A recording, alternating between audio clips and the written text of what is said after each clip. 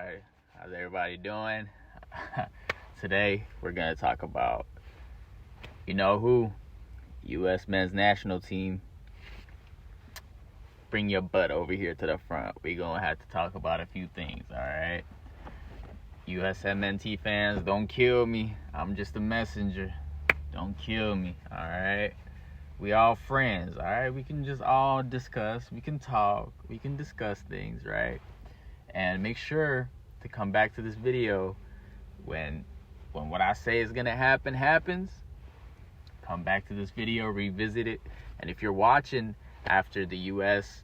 men's national team has crashed out of the World Cup, probably, in my estimation, it's either gonna be round of 16 or group stage. Round of 16 is gonna be the ceiling. Group stage is gonna be like what I expect, right? It's like, all right. It is what it is. We're gonna have to keep it 100, right?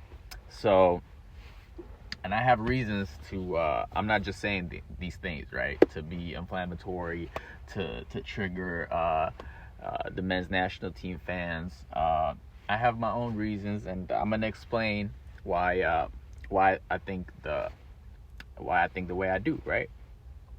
So the first point is that the U.S. men's national team does not have a goal machine.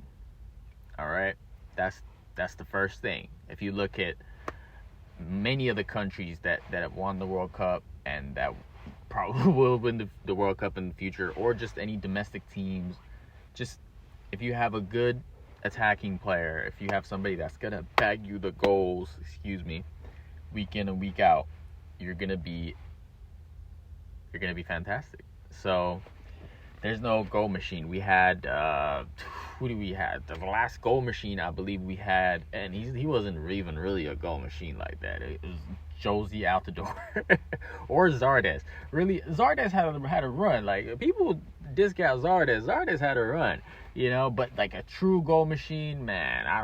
Dempsey? I don't even know, man. Like, it's been a while. Like, it's.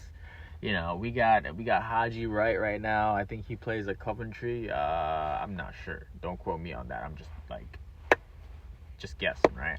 So we got a few guys. We got Balogun. I think he's at Norwich. Is Sargent a striker?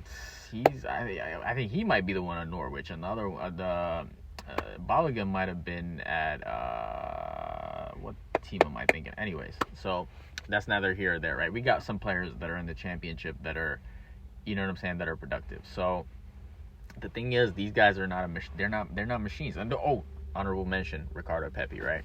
Ricardo Pepi also.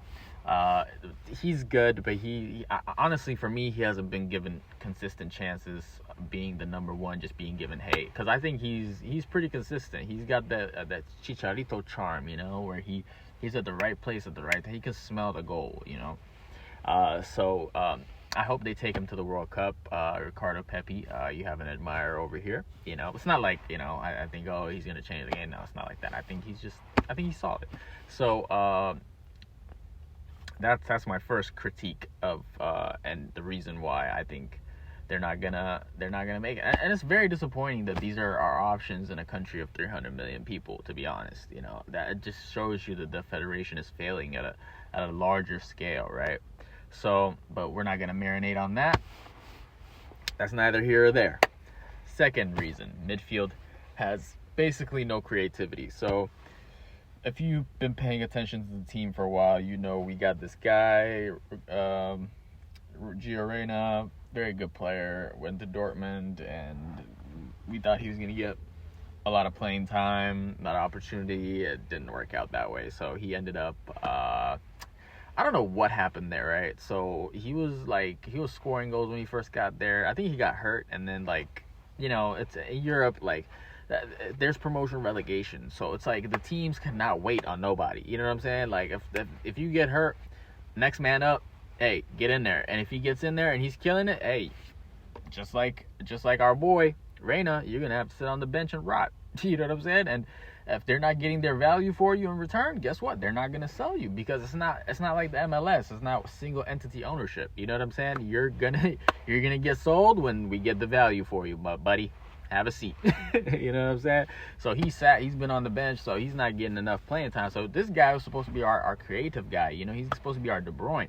He's supposed to unlock everything for us. We got two batteries behind him, workhorse batteries. I mean, let's talk about my boy Tyler Adams, right? Oh my God, I talk about a certified stud, right? You know what I'm saying? Like, I mean, my God, if that guy wasn't hurt like the last couple of years, I think we could have been talking about him in the same sentence as we talk about who's that boy, old boy from the Blues, Caicedo. Like, come on, man. So we got, and then we got McKinney. You know, people are like, McKinney, all this, all that. He's a little fat. Hey, pump the brakes. He gets fat, but guess what? By the time the season's rolling, he gets it rolling. So I mean, I don't know what the problem is, but anyways, you know, people always got something to say, right? So, but the thing is, these two guys cannot unlock defenses. That's not their thing. They're center mids. You know, they do their thing, but they're not gonna score you goals. They're not gonna create opportunities. So, like I said, Reyna was supposed to be our guy. So Reyna basically is flaming out at Dortmund, and now he's at Gladbach, and I don't know how that's going. I haven't been paying attention to that. Hopefully it's been going well, because we're gonna need him here, because that midfield is gonna fall apart unless we have, you know, we got Tillman, but it's like, all right, we'll see. So my third reason is defense. So that, all right, we got left back solid. Anthony Robinson, center back. Now that's the problem, right? We're taking this guy, right? We're taking Tim Ream, who's going to his third World Cup, by the way. And I mean, solid career, right? He's had a solid career. It sounds like, you know, Tim Ream sounds like a guitar player in your buddy's band, but he has a solid career. We're taking this guy. He's old, you know. We're taking him to his third World Cup. You know, everybody has a freaking EV. We're taking a diesel engine to the World Cup. Give me a break, man. But hey, it's okay. We're gonna see what happens, right? And right back, we got Dest. You know, we'll see. There's a question mark there too, but we'll see. We'll see about everything, right? So, what is going to be my fourth point, right? So, my fourth point is going to be goalkeeping. So, our goalkeeper is still unknown. We got Matt Freese, who's doing well right now. Turner, he's moved to a different club. Distribution is spotty. He's lost confidence. We got a lot going on the goalkeeper, and that's not good when you're like, what, less than 12 months from the World Cup, probably, right?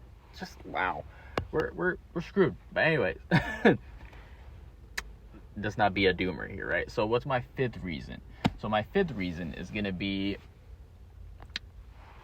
the academy hasn't produced anybody. So like, we got Luna, we got Balogun, and then we got, who else we got? Tillman. Like, Tillman wasn't really a product, was he? Like, it's just crazy. We have a 300 million people population. Like, how the hell are we not able to come up with a new, fresh starting 11? Like, damn near every cycle. Like, that could compete against the old one. Like, France has 70 million people. Did y'all know that? And they're coming out with a starting lineup that's insane. Like, so it's just, we got to figure it out. All right. We really got to figure it out. And, you know, the thing that is, people say, you know, it's pay to play, all that. Like, it's also the promotion relegation. All right. That's also a huge factor. All right. So it's a multitude of problems, but pay to play and MLS being a closed league has a lot to do with this issue of the domestic, the national team being weak. So, also, this is not another reason, but they have a win rate of like 25% against teams that are ranked in the top 20 since 2022. So, like, honestly, we'd be lucky to get out of like a group and get into the round of 16. So you guys see what I'm saying? Like, this is, so like, when we crash and burn, you know what I'm saying? And what I'm saying comes true. Just please come back and like and subscribe, right? And leave a comment, you know, be like, hey, I came back, right? Okay, whatever, do whatever, right? But still, just know that like these are the main reasons why in a country of 300 million people we are struggling, because they're like, and then Pochettino, right? We got this manager that we're spending all this money for, but it's like it's like having who's the best NBA basketball coach of all time? Some people might say Phil Jackson, right? Because he coached Jordan, he coached Kobe. Some people might say Steve Kerr, Spoelstra, Pat Riley, right? A lot of names. But this is like giving. I'm gonna go with Phil Jackson, right? This is like giving Phil Jackson like the Minnesota Timberwolves, like before Anthony Edwards got there. What he gonna do with that? Nothing. You know what I'm saying? Like you can bring Pep Guardiola, who's the best football soccer coach right now in the world, and he's not gonna be able to do anything with this U.S. men's national team, because the problem is that these are not the best players that the country can produce. And when you realize that, then everything starts to make sense.